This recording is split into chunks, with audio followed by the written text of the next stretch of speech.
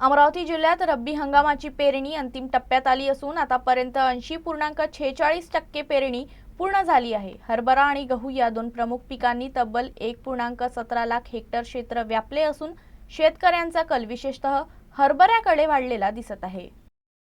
अमरावती जिल्ह्यात रब्बी हंगामासाठी एकूण 1,54,010 हेक्टर क्षेत्राचे नियोजन करण्यात आले होते।